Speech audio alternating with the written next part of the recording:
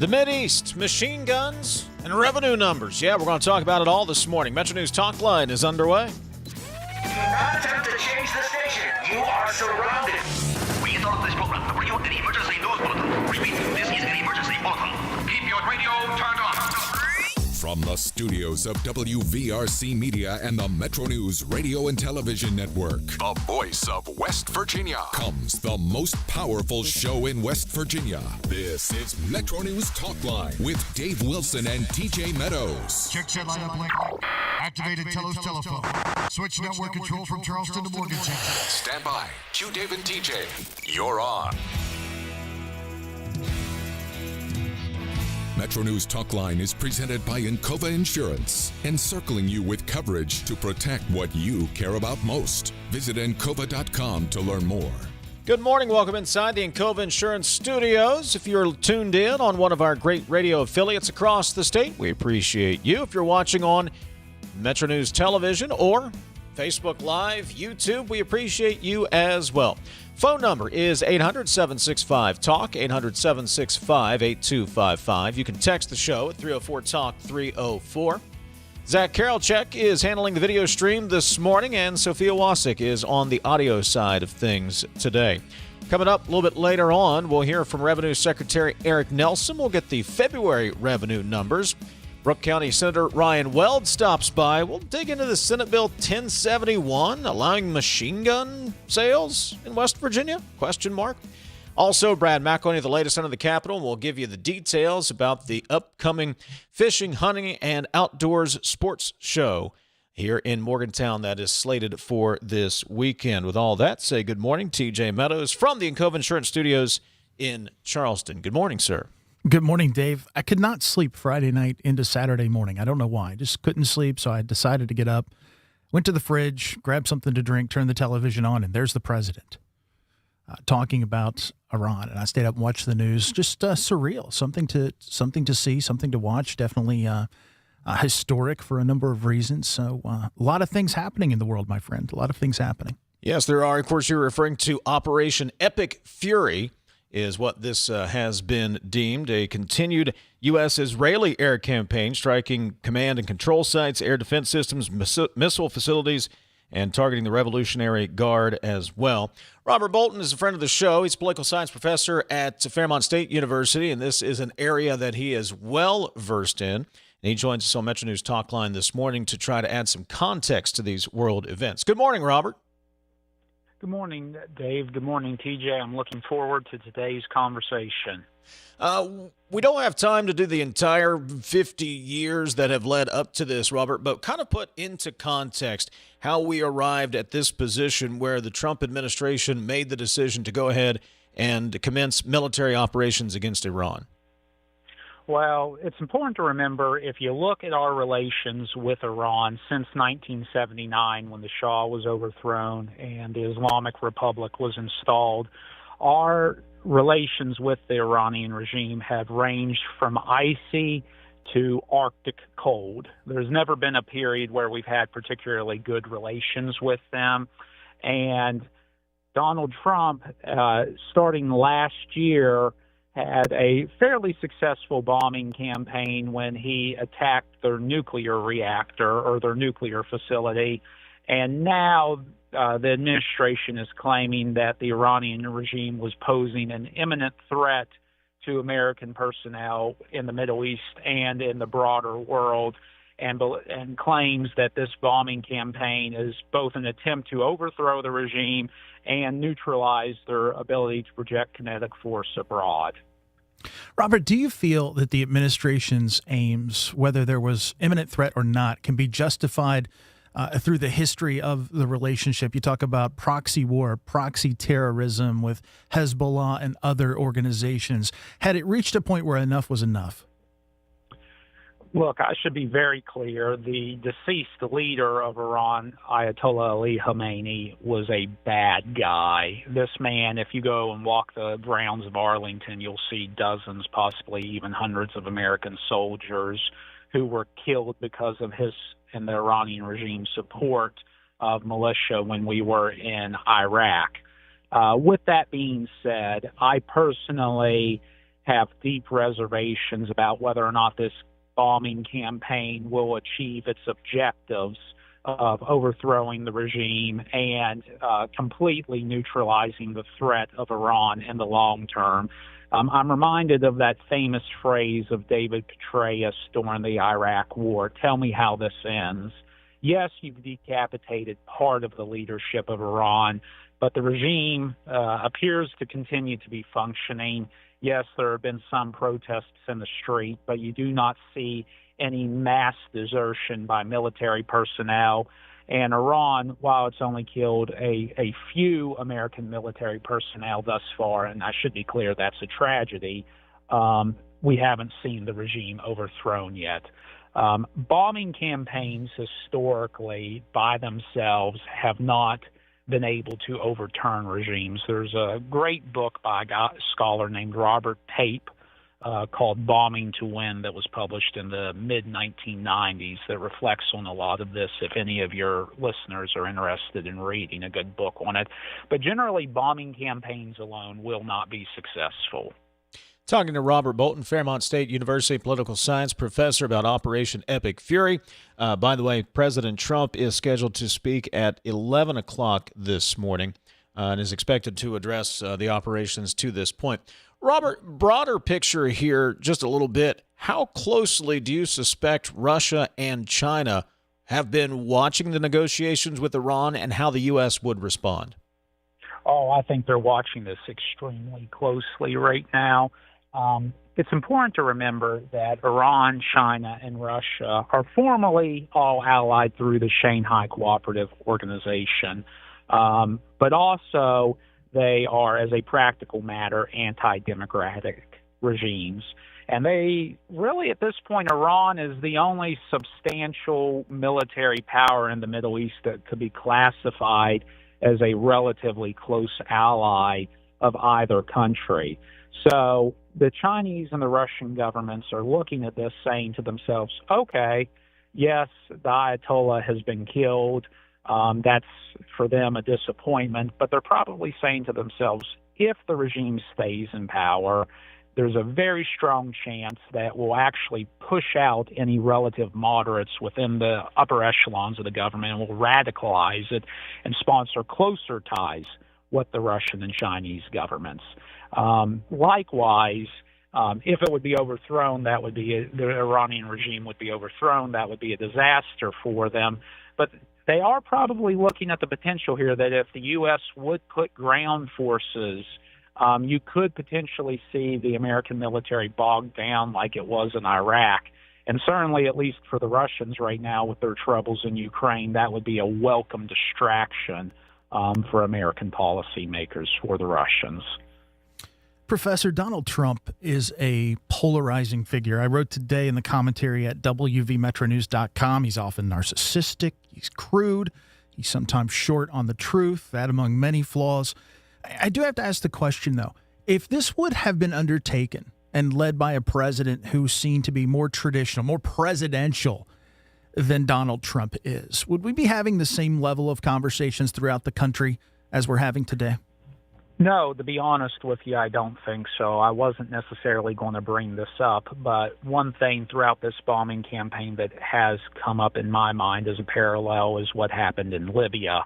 Muammar al-Gaddafi, the former dictator of Libya, gave up his WMDs in 2004, and then in 2011, the Obama administration engaged in an aerial bombing campaign against him. In that case, there was, much like the criticism being leveled against Trump right now, there was no meaningful congressional authorization of that. You never had a authorization for the use of military force or a declaration of war. Yes, there was some criticism of the administration's approach, but that was more of a strategic and a tactical level rather than a legal argument. I will admit, I think because Donald Trump is such a polarizing figure, people who already would have had reservations under the best of circumstances feel uninhibited in unleashing their vitriol against him.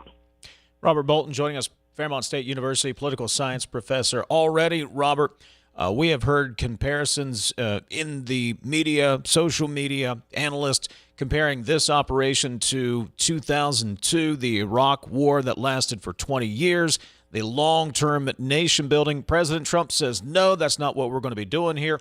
I believe Defense Secretary Pete Hegseth said something very similar to that. But are those comparisons apt this early in the operation? I do think we have to see what the administration's approach will ultimately be. I'm not jumping the gun and saying, oh, yes, we're going to be bogged down in a quagmire in Iran.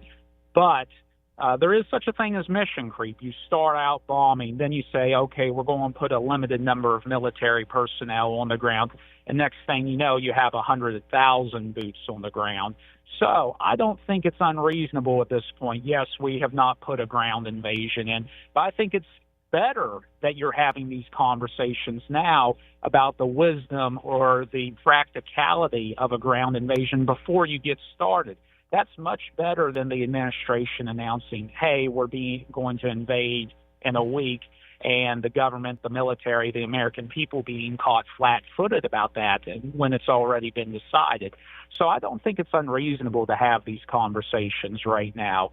I think the American people, when you look at the polling data, there is definitely some exhaustion and some wariness about putting extensive contributions of military force abroad at this point. So I don't think that that's an unreasonable conversation to have.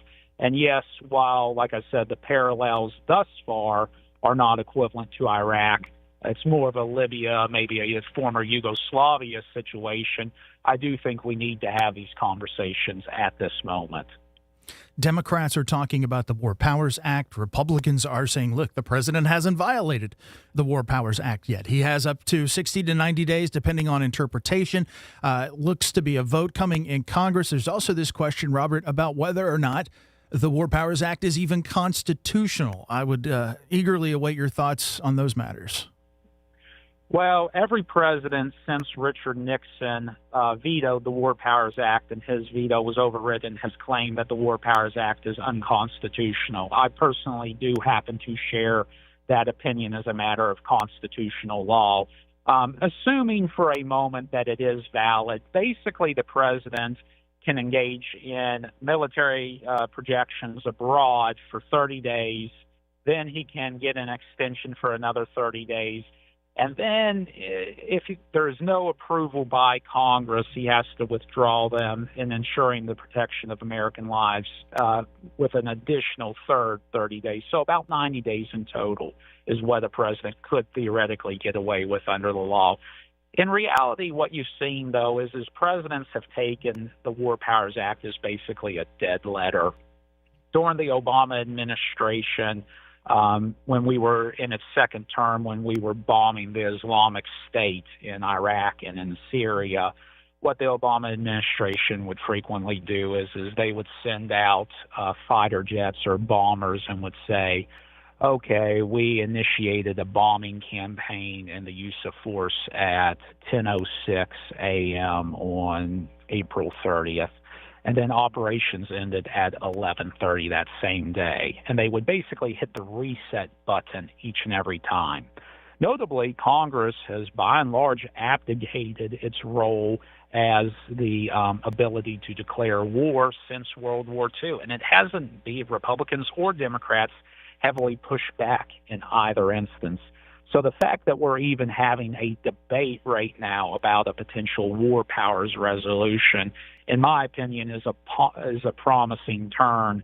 But I'm going to not hold my breath on seeing any meaningful assertion of its constitutional powers by Congress in the near future.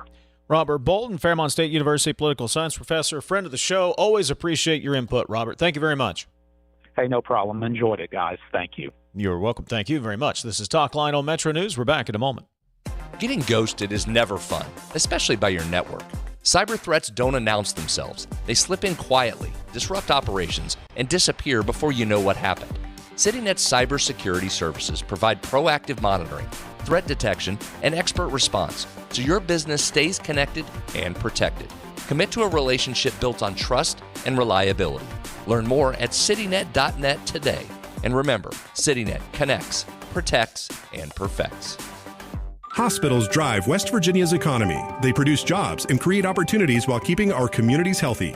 Employing nearly 54,000 people, West Virginia hospitals rank among our state's largest and most dependable employers. They provide more than $1 billion in community benefits and generate nearly $17 billion in total economic impact each year. Hospitals are investing where it counts, advancing health, ensuring access to care, and powering West Virginia's economic future. A message from the West Virginia Hospital Association, online at WVHA.org. Coal-based generation remains the backbone of West Virginia's energy portfolio, ensuring reliability, security, and affordable electricity throughout the region. Our coal plants are engineered for performance, designed to run most efficiently at or near a 70% capacity factor. This level of operation is not arbitrary. It's based on sound engineering principles, scientific analysis, and has been formally adopted by the West Virginia Legislature as a reasonable target for optimal performance. When our coal fleet operates near that benchmark, it provides stable power to the grid, maintains cost efficiency, and supports thousands of good-paying jobs across our state. Coal generation also drives local tax revenue that sustains schools, infrastructure, and community services. Working in partnership with state leaders and the Trump administration, we're ensuring that our coal fleet remains modern, efficient, and ready to power West Virginia and beyond for decades to come. This message brought to you by the West Virginia Coal Association and Friends of Coal. West Virginia Natural Gas keeps energy affordable and our state competitive for growth. Producing and using more of our reliable, homegrown energy helps stabilize prices for families and small businesses. Natural gas already supports more than 73,000 West Virginia jobs and generates billions for our economy. Investing in West Virginia natural gas means affordability, growth, and a stronger nation. Natural gas, affordable, reliable, American. This message is brought to you by the Gas and Oil Association of West Virginia. Tens of thousands of hardworking West Virginians earn their living in our state's growing natural gas industry, including thousands for Antero Resources, West Virginia's top natural gas producer. Antero's investments are boosting our local workforce and small businesses. We're proud to give back and invest locally to support West Virginia workers producing West Virginia energy.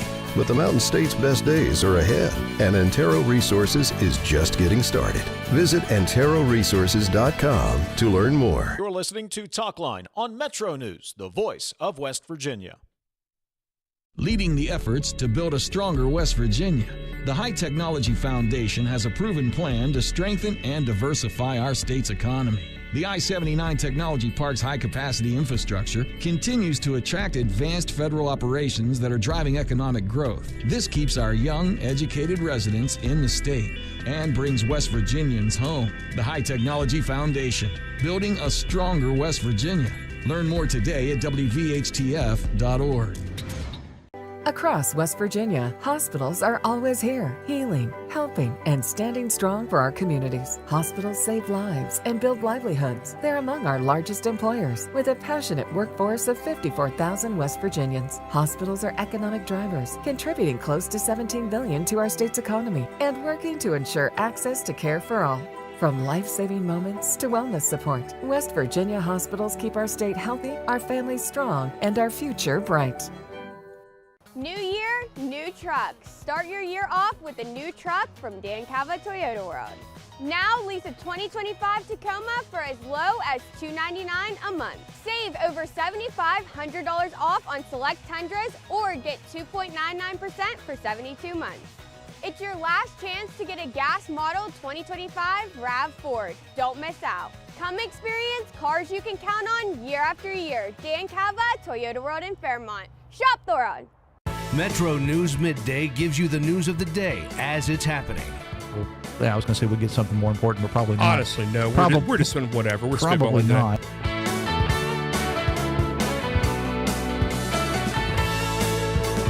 Join Dave Allen weekdays for Midday on Metro News Television. Available on mobile, Roku, Fire TV, smart TVs, and online at WVMetroNewsTV.com.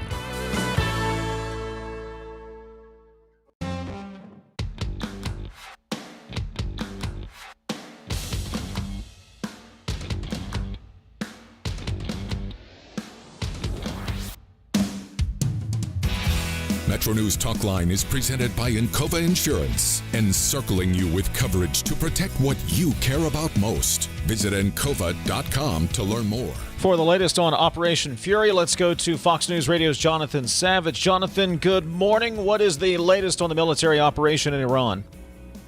Yeah, what we're seeing is continuing attacks, counterattacks from Iran and their proxies. We're seeing this conflict spread region-wide, notably in Lebanon, because Iran's ally Hezbollah has fired missiles at Israel, particularly the city of Haifa, and in response, Israel has conducted airstrikes in Lebanon. We're seeing explosions in the capital city, Beirut. There are southern suburbs there where Hezbollah is considered to have strongholds, although Israel said they're also conducting airstrikes in other parts of Lebanon as well. But right across the Middle East, major events are happening. We are seeing Iran conducting attacks in Iraq, Kuwait, Bahrain, Qatar, Saudi Arabia, the United Arab Emirates.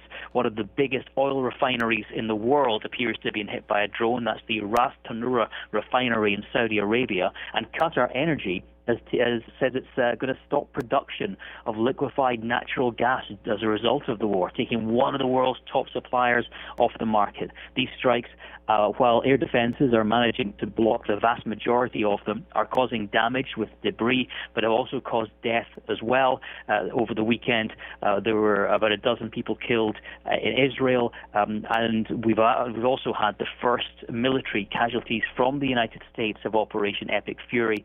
4 personnel killed in an incident over the weekend. Simon, I believe Jonathan, excuse me, I believe there were reports this morning of American planes downed from friendly fire. What do you know of that? Yeah, this happened in Kuwait. 3 American F-15 fighter jets were mistakenly shot down by Kuwaiti air defenses. All 6 pilots are said to be okay. We understand that this happened during combat operations, including attacks from Iranian aircraft, ballistic missiles, and drones. But that wasn't the only event in Kuwait today worth mentioning. Smoke was seen rising from the U.S. Embassy compound in Kuwait City. That happened shortly after Americans based there had been warned to take cover, and others were told to stay away from the area. Jonathan, got about 60 seconds here. UK Prime Minister Keir Starmer addressed the operation. What did he have to say?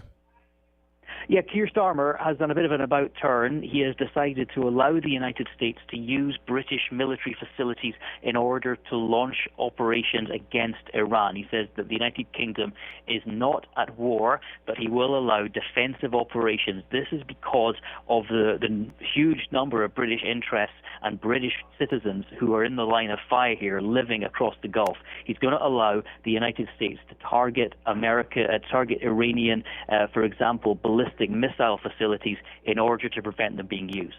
Fox News Radio's Jonathan Savage from the Bureau in London. Jonathan, thank you so much for the update. We appreciate it. Thank you. Coming up, Brad McElhinny will join us second hour of the program. We'll find out what is happening and what is not happening at the state capitol today. On the other side of the news break, Brooke County Senator Ryan Weld will join us. Is it Ryan Weld or Eric Nelson first? I lost track. Ryan Weld. It was one of those mornings. Ryan Weld is going to join us. We'll talk machine guns. Yeah, why not? That's coming up on the other side of the break. This is Talkline on Metro News. For 40 years, the voice of West Virginia.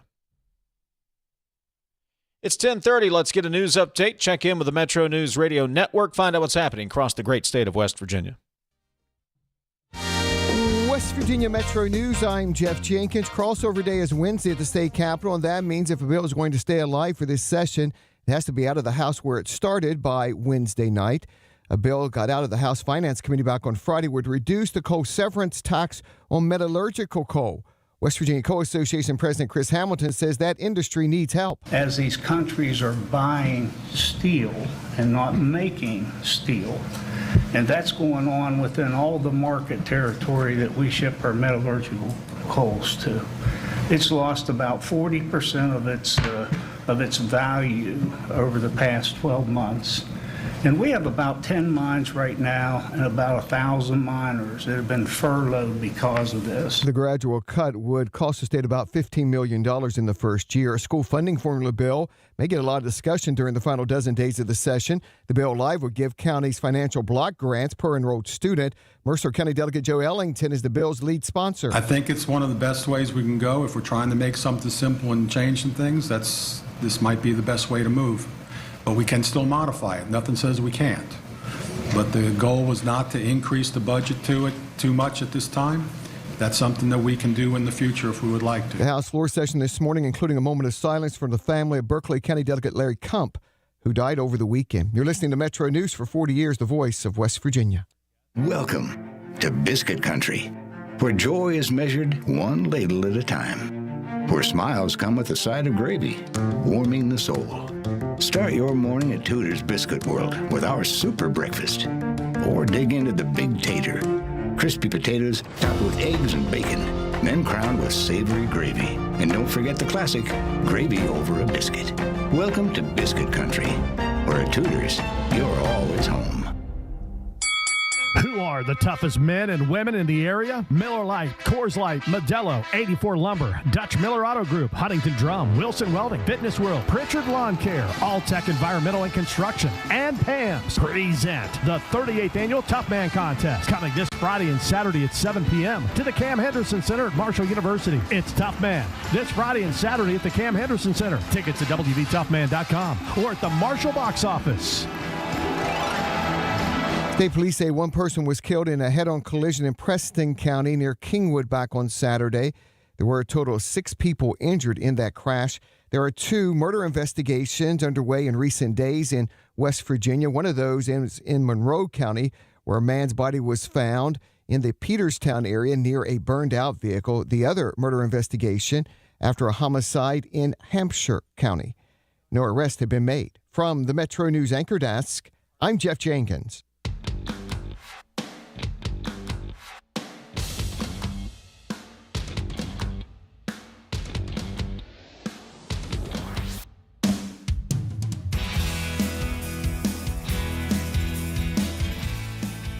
MetroNews Talkline continues in Cova Insurance Studios. Dave in Morgantown, TJ in Charleston. We will return to the upper rotunda of the West Virginia State Capitol tomorrow. We'll be there tomorrow through Thursday this week. Then we're there through Friday next week, right up until day 59. Day 60, they're on their own, but we'll be there through day 59 next week, which just happens to coincide with the girls' basketball tournament, which I'll be in Charleston for anyway through the week. See how that works out, TJ? Worked out pretty well for you. It's synergy. It's synergy, bringing everybody together there. Coming up, we'll tell you about the Big Outdoors Show in Morgantown this coming weekend. Brad McElhinny joins us in the second hour. This morning or later today, when the Senate Judiciary Committee meets, there will be a bill up for discussion. It'll be Senate Bill 1071. The name of this bill is the Public Defense and Provisioning Act. Okay. Among the things this bill would do is regulate the transfer of machine guns and submachine guns to the public. Okay. You have my attention. Brooke County Senator Ryan Weld is on the Senate Judiciary Committee. He joins us via Zoom from the Capitol this morning. Ryan, good morning. Thanks for joining us. We'll miss you on day 60.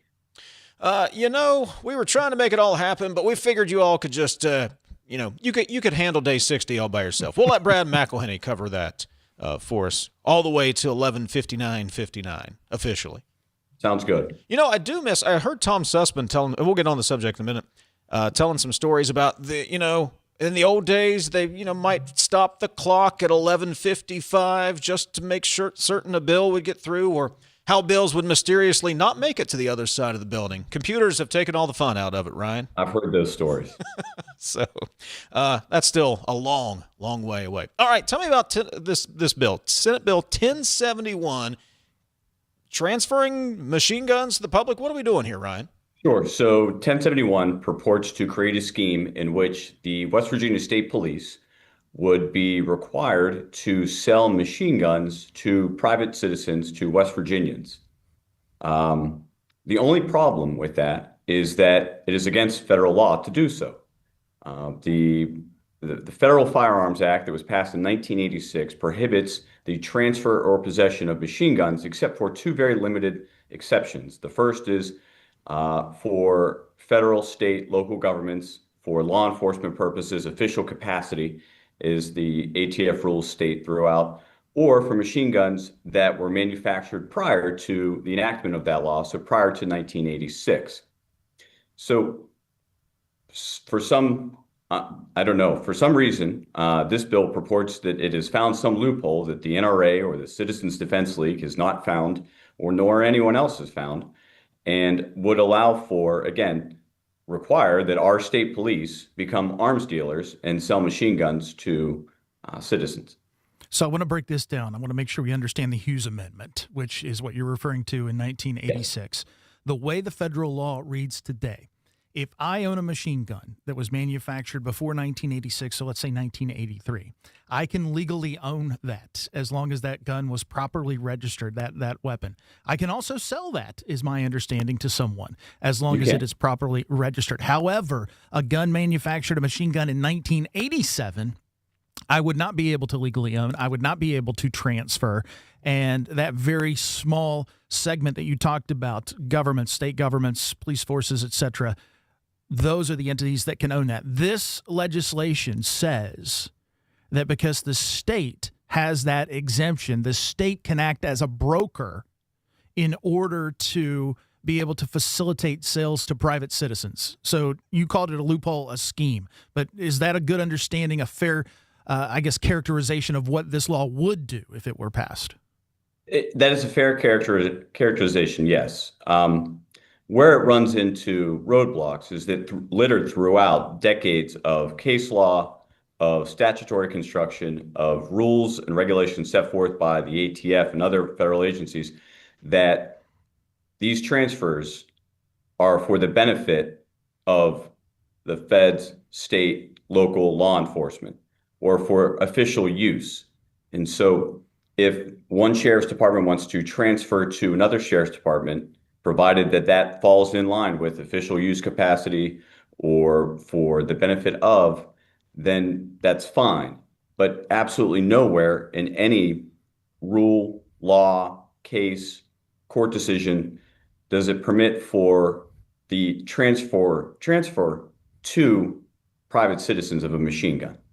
Brooke County Senator Ryan Weld is joining us. Ryan, along with the legal ambiguity, let's put it that way, of this proposed bill, who's clamoring for such a bill? We are very much a Second Amendment state. Many, many gun owners in West Virginia. I have not heard a lot of them. Maybe I'm missing something, Ryan, but I've not heard a lot going, you know what we need? We need some machine guns. Who is this bill for? So I have not heard from, I've not heard any support for this bill from the traditional Second Amendment right groups that we have here in the state, whether it be the NRA or the Citizens Defense League. There is a group involved in this piece of legislation called the Gun Owners of America that I have never seen here at the Capitol or worked with on any piece of legislation related to firearms in all of my years here in the Senate. This is the first piece of legislation I've ever seen them here working on. As I read the bill, there's a lot of fluff in it. I think, number one, to justify it. There's a lot of legal fluff up front for anyone that wants to read it. But when you get into the details of how this would work, we would turn state police barracks into sales engines. I mean, that's where you would go. So we would warehouse these guns inside state police barracks. And I guess the troopers would be the selling agents and they would be the ones to facilitate. When did it become conservative for the state to be in any kind of business, number one, let alone the firearms business? Mitch Daniels, former governor of Indiana and former head of the OMB under George W. Bush, once said that if you can find it in the yellow pages, the government shouldn't be doing it. And so if I can find gun sales in the yellow pages at Cabela's, then I don't think the government should be doing it. But in addition to that, we would also run the significant risk of putting state troopers in federal penitentiary for transferring firearms in violation of federal law. Just because the state says something is legal, if it's illegal pursuant to federal law, that doesn't now make it legal because the state said so. There's the supremacy clause of the Constitution. And so if a trooper is selling machine guns to people in violation of federal law, which this piece of legislation clearly is, then we are running the risk of having them charged federally. Ryan Weld is joining us, Brooke County Senator. That is Senate Bill 1071, Senate Judiciary Committee agenda today. Ryan, excuse me, I just decided to change your name there right in the middle of that sentence. If I could go back to Senate Judiciary last week, there was discussion about trying to clarify the definition of indecent exposure. What are we doing with that? And what are we doing with that bill? That bill made it through the committee, did it not? We did not clarify it, and we muddied it. Made it worse. A bill that is now unconstitutional because we're trying to turn something that is not indecent exposure into a crime under the indecent exposure statute. You can't call something indecent exposure that does not mean indecent exposure has been defined in state law for decades. That's code section. So that bill now purports to turn something completely different into indecent exposure. And as a former prosecutor, I know how you prosecute a case. You have to prove all of the elements, each element of the offense. And so now we have created a completely different act within the indecent exposure statute that requires completely different elements and doesn't meet the definition. So if they wanted to do that, they should have done it and created a new code section. So now we have an unconstitutional statute for indecent exposures. That it's going to have to be fixed. Talk to me about 963, SB 963. That has to do with ensuring domestic abusers are able to keep firearms. Is that fair in how I described it? And so immediately following the bill to have the state police selling machine guns to West Virginians, we will then take up a bill that will make it easier for people who are under a domestic violence protection order to skirt the law and keep their firearms. Right now, in this state and in every state in the country, when you are subject to a domestic violence protection order, you have to forfeit your firearms for the duration of that protection order.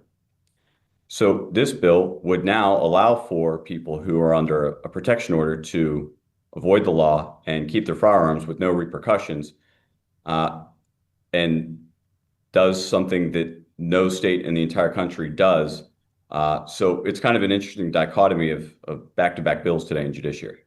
Ryan, I would assume, and I've not talked to anybody about this bill, but I would assume supporters would say this is to protect individuals from bad actors who are trying to get back at an ex or use the judicial system to get back at a former partner. What would you say to that as a former prosecutor yourself? So there's a check and balance system put into place for domestic violence protection orders. And there's an initial proceeding called an emergency hearing, wherein the magistrate would have to find validity to the accusations and the contents of the petition.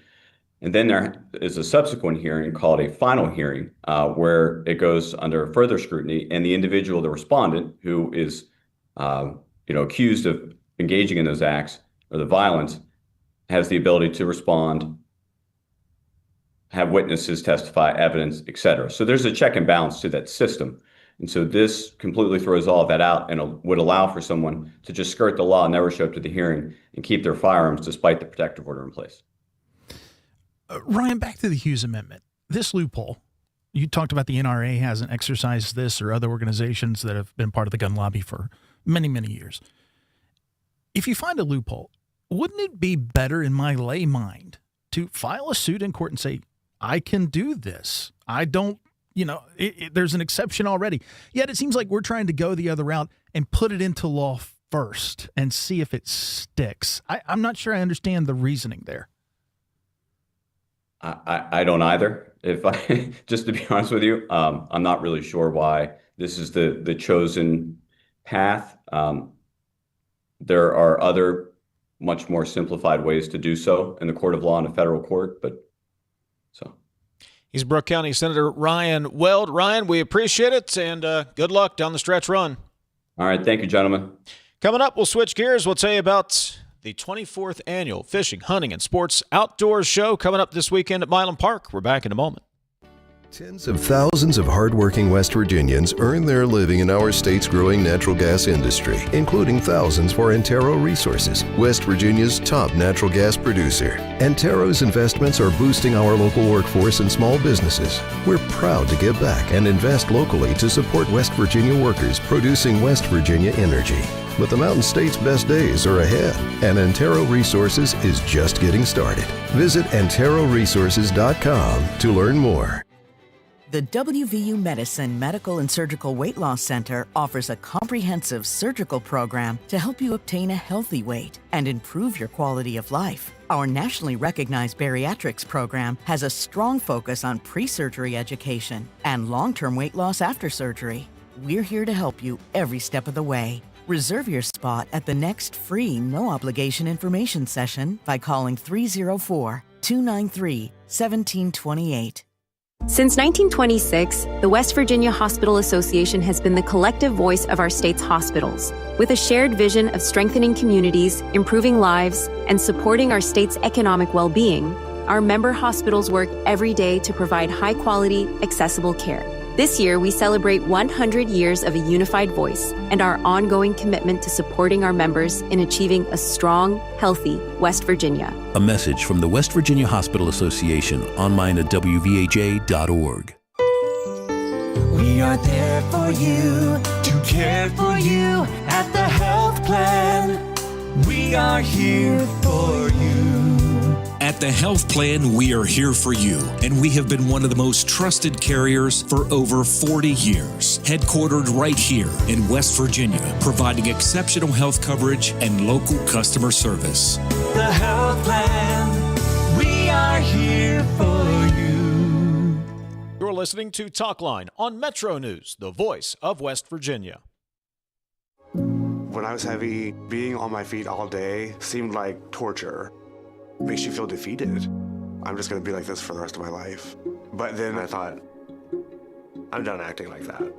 I'm not going to be like that anymore.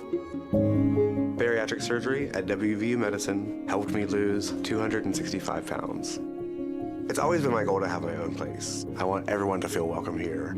I would never have been able to do all these things before without WVU Medicine. You own a boat because you love spending time on the water. Choose the outboard that allows you to make the most of it. Honda Marine's legendary reliability, ease of maintenance, and powerful performance keep you going strong. And they're all backed by the peace of mind protection of the industry's best limited warranty. Visit your Honda Marine dealer today and find out why it's more than an engine. It's your time on the water.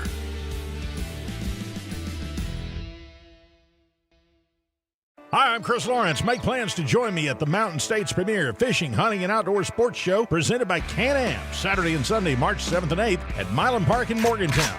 Over 200 vendor booths and 100,000 square feet of everything outdoors, all under one roof. Great prizes, seminars, and kids fish for free in the Academy Sports Trout Pond. It's the 24th annual West Virginia Fishing, Hunting, and Outdoor Sports Show, March 7th and 8th at Milan Park in Morgantown.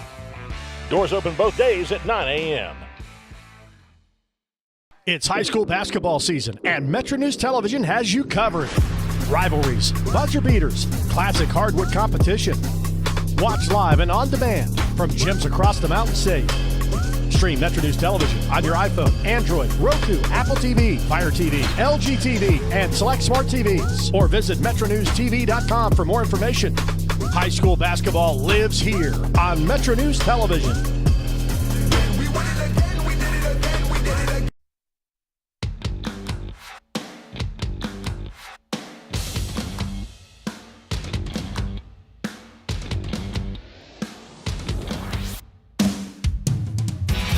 MetroNews Talkline is presented by Encova Insurance, encircling you with coverage to protect what you care about most. Visit Encova.com to learn more. Coming up this weekend at Milan Park near Morgantown, it is the 24th annual West Virginia Fishing, Hunting, and Outdoor Sports Show, Saturday and Sunday, 9 a.m. to 7 on Saturday, 9 a.m. to 4 p.m. on Sunday. Kelly Ayersman and Rachelle Beatty have been organizing all of this. They've been working the last 360 days preparing for the outdoor show coming up this weekend. Good morning, guys. Good morning. Good morning. Appreciate TJ.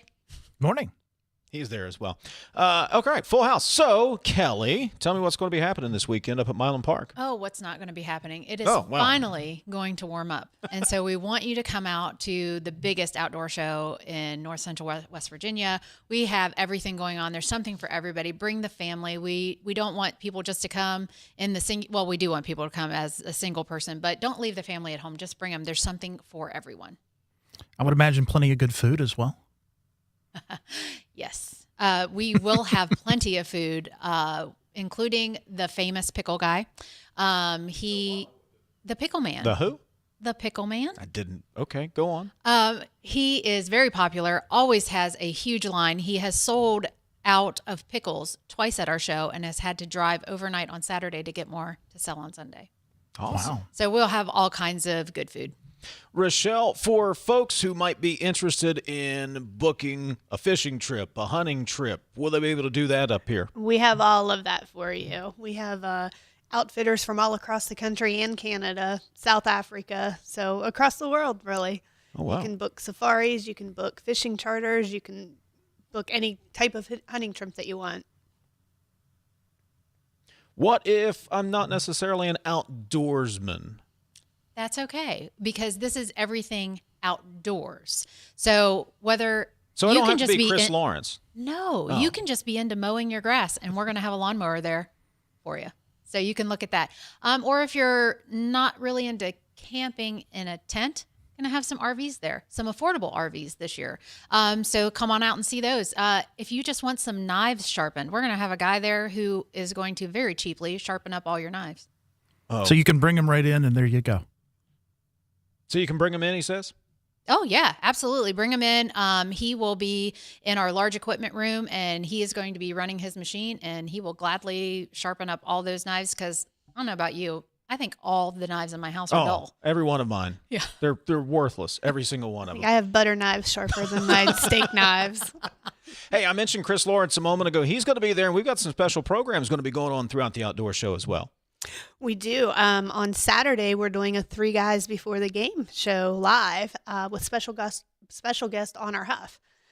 So that's going on at 12:15 on Saturday, and then after the show, they're going to stick around until about 1:30 and sign autographs and take pictures. And Chris is on his show live there Saturday as well? Chris is absolutely doing his show live there. He starts early. He starts 7 a.m. and goes straight through to noon, where he's just doing everything outdoors. You'll get to see him on stage. You'll get to meet him after the show. He's always buzzing around. You'll see him with his clipboard running around in the morning.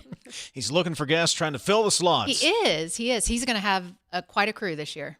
All right, so it is the 24th annual West Virginia Fishing, Hunting, and Outdoor Sports Show. It's the 7th and 8th, this Saturday and Sunday, 9 a.m. to 7 p.m. on Saturday, 9 a.m. to 4 p.m. on Sunday. $12 a day to get in, $5 for ages 6 to 12. 6 and under get in free, and there is a veterans discount as well. Can you get your tickets online at the door? How do you get them?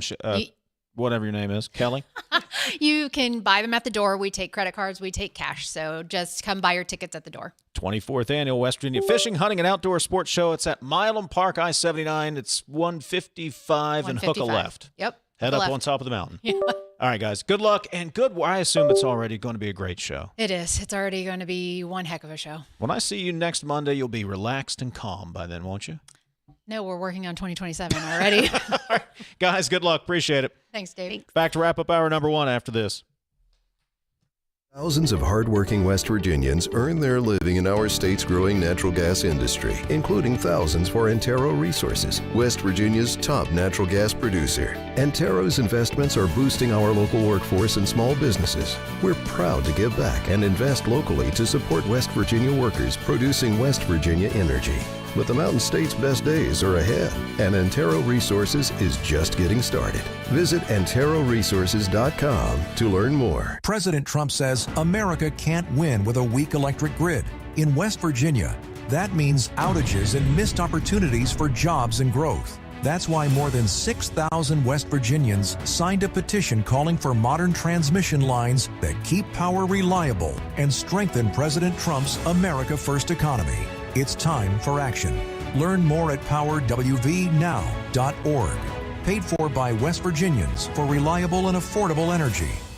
Starting March 10th, Metro News brings you the 2026 West Virginia SSAC High School Basketball Championships presented by Chick-fil-A. First title for Spring Mills and boys basketball. The best teams in the state will once again meet at the Charleston Coliseum and Convention Center to compete for the title in their respective classes. The girls' tournament runs March 10th through 14th. The boys play March 17th through the 21st. Catch all the games on the Metro News Radio Network and at WVMetroNews.com, where you'll also find up-to-the-minute scoring, stats, and brackets, the latest tournament news, and game recaps. Also, you can watch the live HD video streams of the class championships both Saturdays on Metro News Television. The luck and skill of the Irish, they win the AA championship. The 2026 West Virginia SSAC State High School Basketball Championships beginning March 10th, presented by Chick-fil-A, exclusively on Metro News, the voice of high school basketball in West Virginia.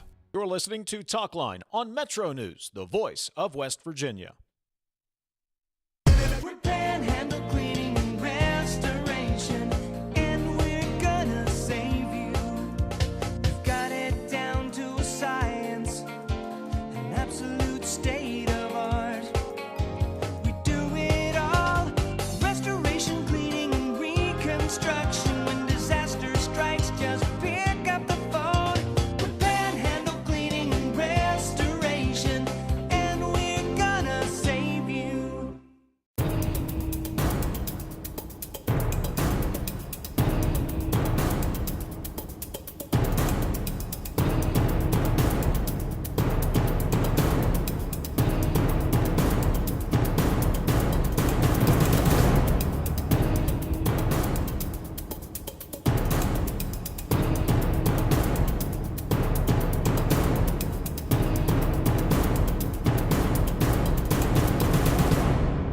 President Trump is right. America's electric grid needs to be fixed now. When you have a grid system in this country that's obsolete and a disaster, it can't produce the electricity. It can't distribute the electricity. For West Virginia, obsolete means power outages and lost opportunities. That's why more than 6,000 West Virginians signed a petition urging state leaders to support President Trump's call to fix our grid.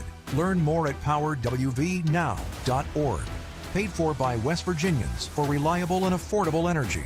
It's high school basketball season, and Metro News Television has you covered. Rivalries, buzzer beaters, classic hardwood competition.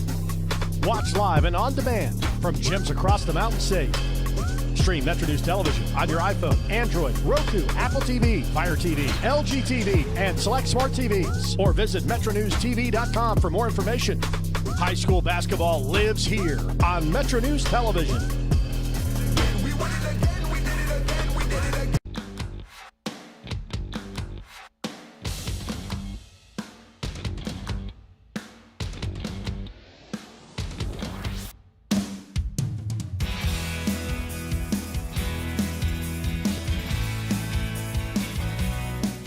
Jackpots are growing in West Virginia. Jackpots are on the rise every week. Powerball hits Mondays, Wednesdays, and Saturdays. Mega Millions lights up Tuesdays and Fridays. That's 5 chances a week to get in on life-changing jackpots. Play in store and online. 18 plus to play. Please play responsibly. The Powerball jackpot is $249 million. The Mega Millions jackpot is $473 million. So go ahead. Play today. Coming up, hour number 2, we'll get to the text line. Get your thoughts at 304-TALK-304. Phones, we'll open those up as well at 800-765-TALK, 800-765-8255. Revenue Secretary Eric Nelson will join us coming up next. We'll get the numbers from February, and Brad McElhinny will have the latest from under the Capitol Dome. It is day 48. Crossover day is Wednesday. That's the day bills have to be out of the chamber in which they were introduced. So that's all coming up hour number 2. This is Talkline from the Encova Insurance Studios on Metro News. For 40 years, the voice of West Virginia.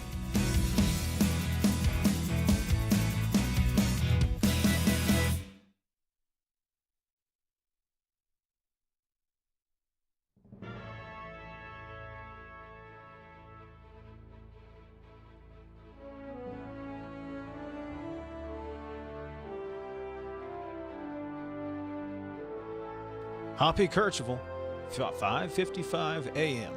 How early did you get in that day, by the way? Probably 3:30.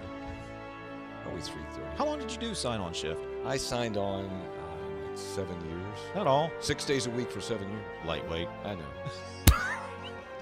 Couldn't do it now. Now when I wake up at 3:30 is to go to the bathroom. And go back to bed. Welcome to the 2 o'clock hour, Metro News Midday, powered by Salango Law. Visit salangolaw.com on a Wednesday, and I apologize because Stephanie Pauly is our producer, one of the producers of the show, and normally she has everything. We have a thing we call the run sheet, when we have who we're calling and what we're doing and so on. And Stephanie, I don't even know whether you know this. I did the run sheet today, and I put the wrong date on. I put 2025 on it.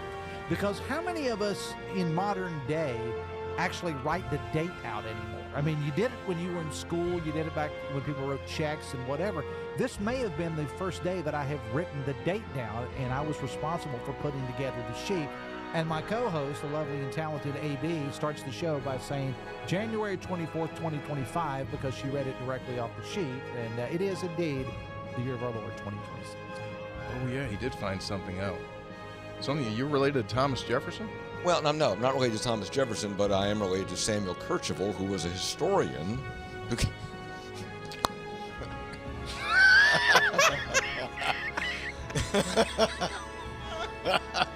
I'm going to tell you something about Samuel Kercheval. Him and Jefferson out smoking corn silk. Kercheval told him, Thomas, I don't know about this country. Might want to start again. He could. So I don't have a monitor here, so I really can't see what happens at the beginning of the show. Mm-hmm. So at what point do I pop up? When the music starts and Mr. Announcer comes on? Yeah. So they see all the little panic things that I do that I'm still in the process of setting up? Yes. They see you shuffle about uncomfortably. They see you blow the dust off your headphones. They see you put in like 2 cough drops at the same time. Oh, yeah. I don't do 2 at the same time. Yeah. Okay. All right. I don't know that. I should probably. Now, these shows are archived, right? So I can go back and watch them. Yes. So I could live this show in real time and then go home and, when I say something to Linda like, hey, did you hear when I did this? And I don't watch it. Well, let's get in front of the TV and watch me do it again for 3 straight hours. Yes, it's archived just like the audio podcast. Ah, that's right. And see, this is the thing that gets the NCAA in trouble, when it goes to court here. Is there a clock or not? Greg, we talk about the clock all the time. Mm-hmm. If he began in 2019, the clock should have run out, whether he's played the 4 years or not. And that's part of the argument, because some guys go right through the clock, right? TJ Finley, we've mentioned many times on this show. 7th team coming up this year. He's playing for Incarnate Word. He's played 7 seasons at 7 different schools. Now, why hasn't his clock started? Why doesn't he have the 5-year clock? So if you're Aguilar, I get it. He just bouncing him off the ropes. Somebody save this man. Oh, my Lord. Oh.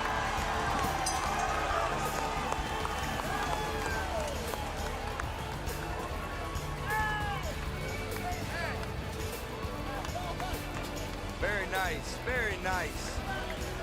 He hit him with everything he didn't want.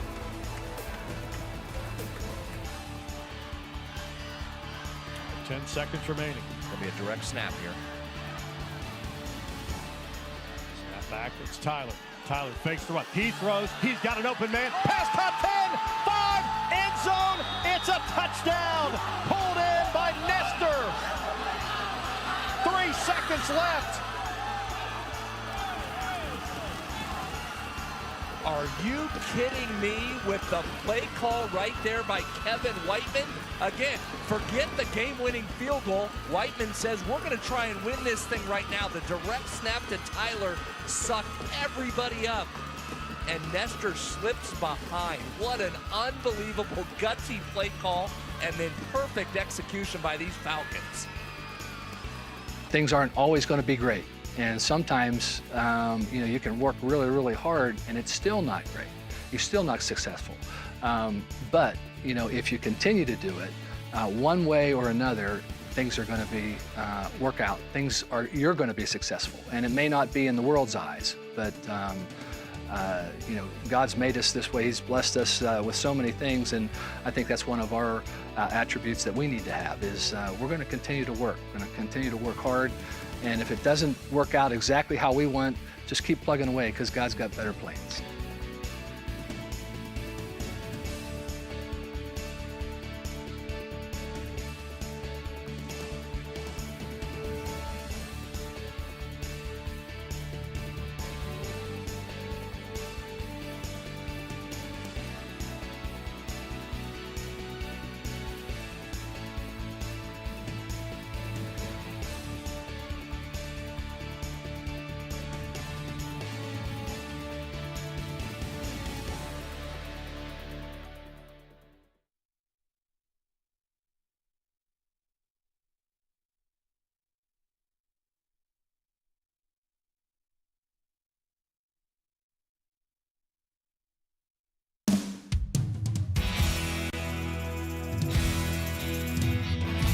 MetroNews Talkline is presented by Encova Insurance, encircling you with coverage to protect what you care about most. Visit Encova.com to learn more.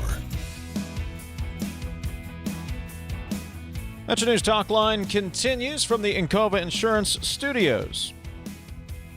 800-765-TALK, 800-765-8255. That is the phone number. You can text the show at 304-TALK-304. Coming up, Brad McElhinny will have the latest from the Capitol. House having a floor session. That started at 10 o'clock this morning. Senate getting its floor session started this hour. Plus, we're keeping an eye on the White House. President Trump is expected to speak with the media this hour on Operation Fury, the military operations in Iran. So lots going on. Try to keep track of all of that. We'll get to your thoughts again, 304-TALK-304. And 800-765-TALK. Zach Karolchek, why was that so difficult to say, is running the video stream this morning. Sophia Wasik handling the audio. And, of course, TJ Meadows cracking the whip at the Radio Ranch in Charleston. Morning, TJ. That's laughable, but I do have some numbers for you. So get this. Tanker traffic through the Strait of Hormuz, it's basically shut down. Shipping companies have stopped moving. You know, a huge amount of oil, the world's supply, runs through the Strait of Hormuz. You had Iran striking a facility in Qatar. It's the largest LNG facility in the world. They struck there. So that is having an effect on the markets. World crude, Brent crude, up 7.5% to $78.38 a barrel. West Texas Intermediate up 6.5% to $71.37 a barrel. $71.37 a barrel. Nat gas up more than 3%, $2.95 a deck on the NYMEX. So there you go. Energy prices moving up as a result of everything that's happening, Dave. Hey, I can boil all that down to the fact that when I came into Morgantown this morning, gas had jumped 20 cents a gallon overnight, which I assume all goes back to that. And you know what? That's all that matters to me, TJ. That is wholesale all that gas matters. Up 10 cents a gallon. Well, thanks for bumming us out, TJ. Way to start the hour. Appreciate it. You're welcome. Hopefully, Revenue Secretary Eric Nelson can make us feel a little bit better. February revenue numbers are in, and collections coming in ahead of expectations. Joining us on MetroNews Talkline, the Revenue Secretary Eric Nelson. Eric, good morning. Thanks for joining us. Hey, good morning, Dave. Thanks for having me once again. So how do we do in February? Well, I do have some good news with all that glim that you all just put out there, but February was a very good month. Our total collections were $380 million, which were $51 million above estimate. So that's about a 7% increase. And it was $25 million over the prior year. So pretty happy about that. Year-to-date collections, about $3.6 billion, almost $160 million above estimate, which is about 4% above estimate, as well as about 4% over the prior year.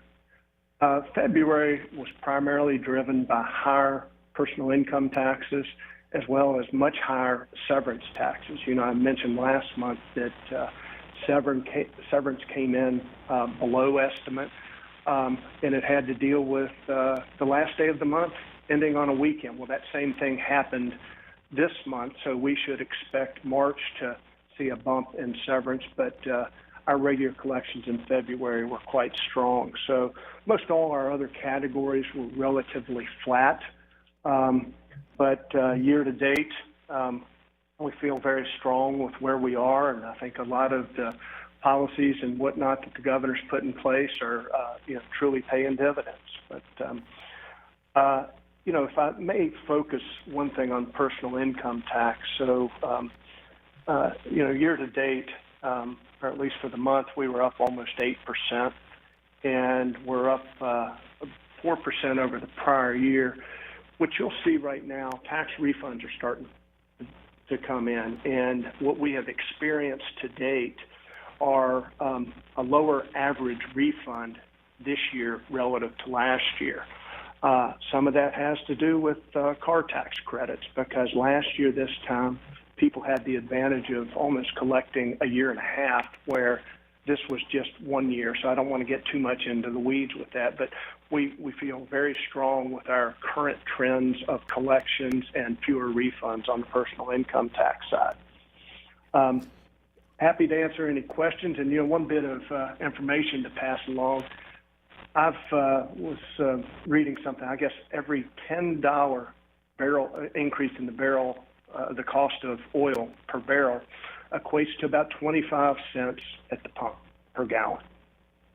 So, Dave, when you mentioned you were up 20 cents, well, that's where it is. Oil's up $10 a barrel. Eric, let's go back to some of these numbers around the personal income tax and consumer sales tax, where the growth is, despite some of the variables that you talk about. When you look at these numbers, do you feel like the state is growing? Do you feel like economic activity in the state is growing? Yes, on two fronts. Yes, TJ, from the standpoint you look at personal income tax collections, X any refunds, and yes, you see a growth there in the 4% range. So, and then as we've talked month in and month out on the consumer sales tax, what we're experiencing is our consumer sales tax is beating inflation right now. It's up roughly 3% over prior year, and right in line with some of our estimates. So when you look at what's driving the economy, you look at those two line items, and of course those two line items also make up 3/4 of our general revenue.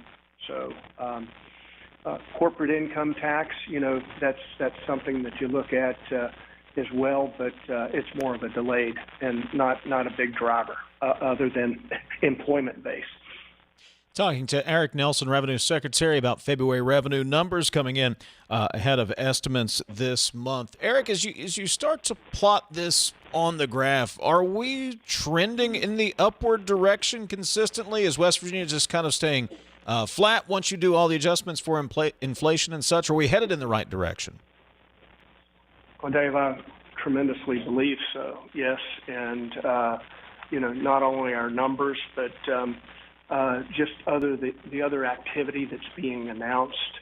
And, the governor's announcement last week with the data center, that is a tremendous announcement. And, we've got more of those to come. We've had some of those that have hit, and it takes a while for this. And, just a little bit of patience, but it's laid a nice runway, if you will, for what we would perceive going forward. Eric, critics talk. Oh, go ahead. I was just going to say, critics talk about the fact that when it comes to the data centers, yes, high number of construction jobs, but some folks criticize the number of permanent jobs, 100 or 200.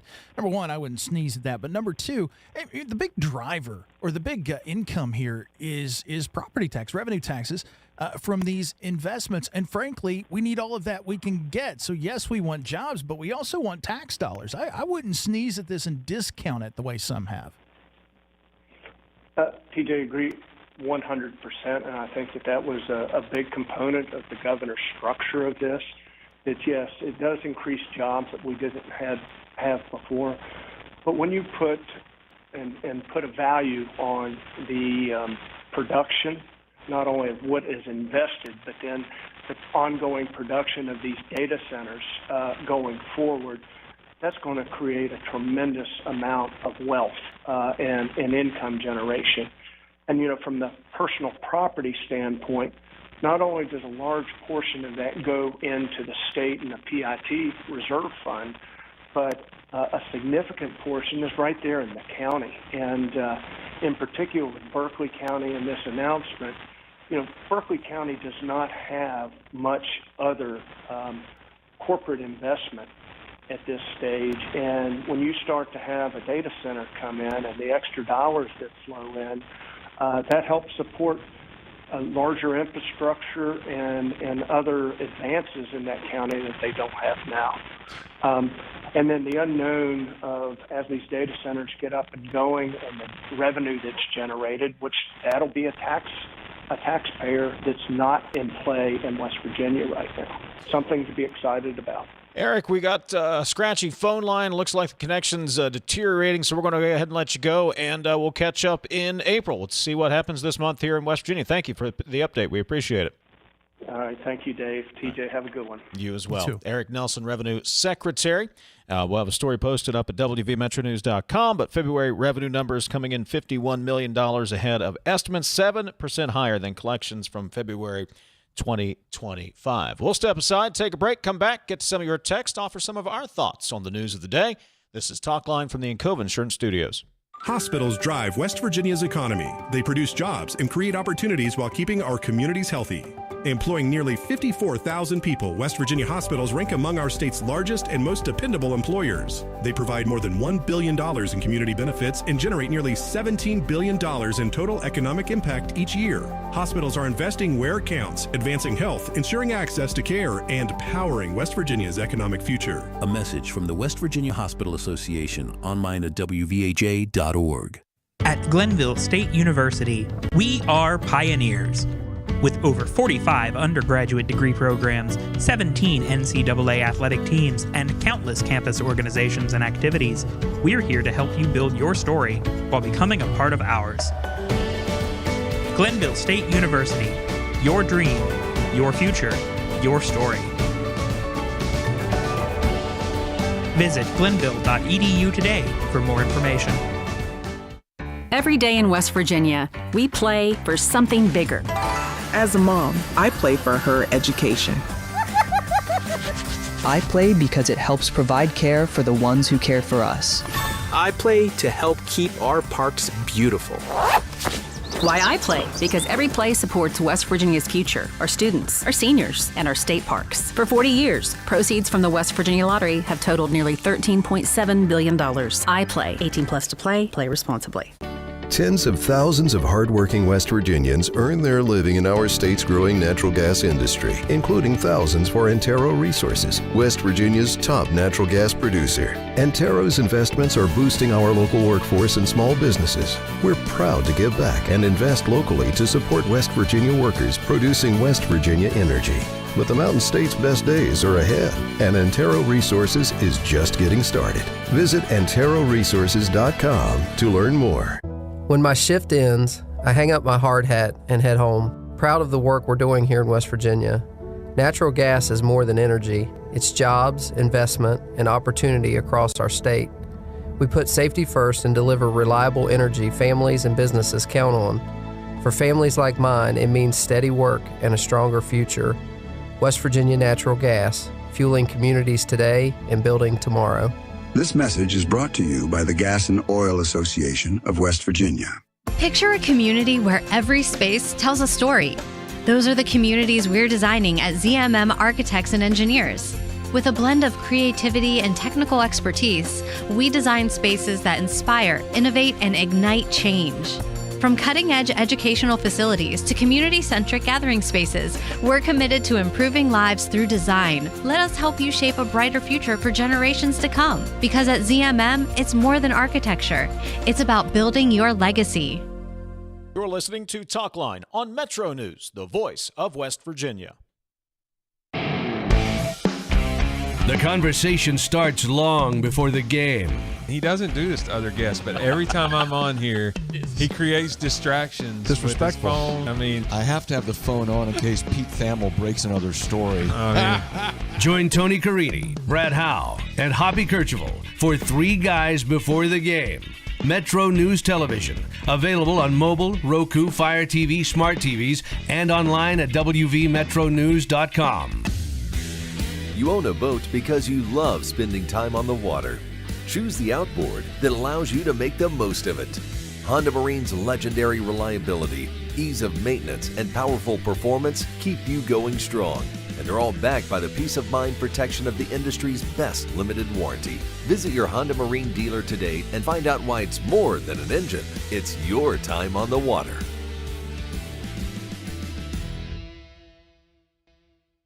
When I was heavy, being on my feet all day seemed like torture. It makes you feel defeated. I'm just going to be like this for the rest of my life. But then I thought, I'm done acting like that. I'm not going to be like that anymore. Bariatric surgery at WVU Medicine helped me lose 265 pounds. It's always been my goal to have my own place. I want everyone to feel welcome here. I would never have been able to do all these things before without WVU Medicine. Steig Wealth Enhancement Group is now Wealth Enhancement. We believe retirement starts with a plan. Saving for college starts with a plan. Your legacy starts with a plan. Do you have the right plan? Call our team at 304-443-4240 or email steig-info@wealthenhancement.com.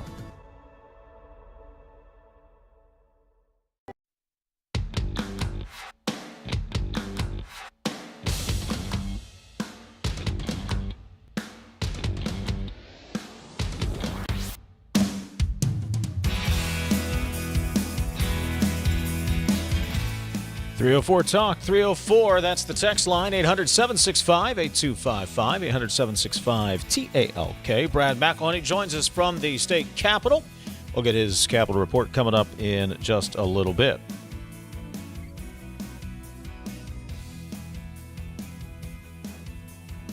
You may not think it is boating weather, but it will be soon. You might think that by the end of the week, though. It's supposed to be up around 70 by Friday, although raining.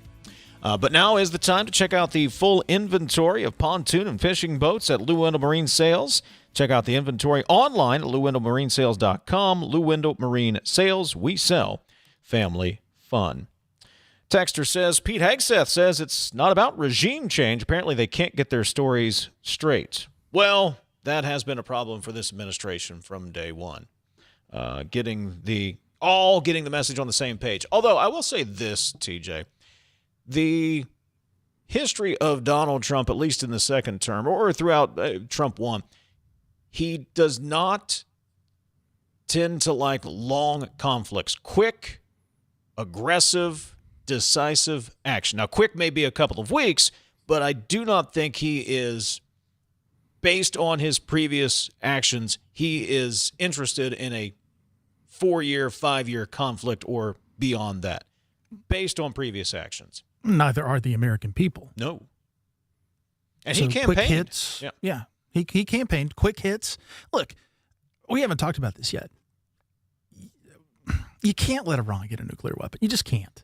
You can't. And so if you got to go in every 3 or 4 years, do what you have to do, if that's what it ends up being, I would rather see that than Iran be nuclear capable. You want them to be North Korea? We can't do that in North Korea now because they've got a nuclear weapon. So you got to think long term, too, here. And I brought up the question to our good friend Robert Bolton a little bit earlier.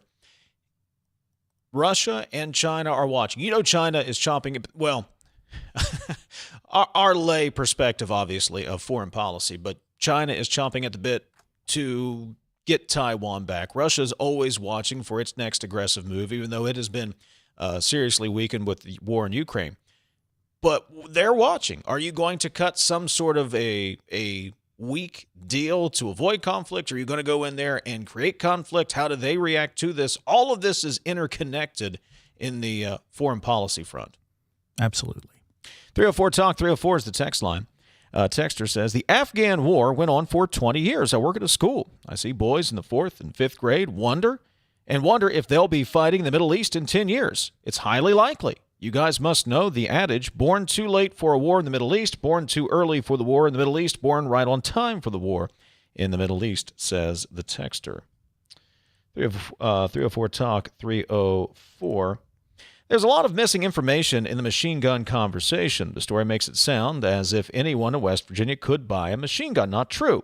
Owning a fully automatic firearm in West Virginia is highly restricted and subject to high-cost registration and intensive, thorough background checks.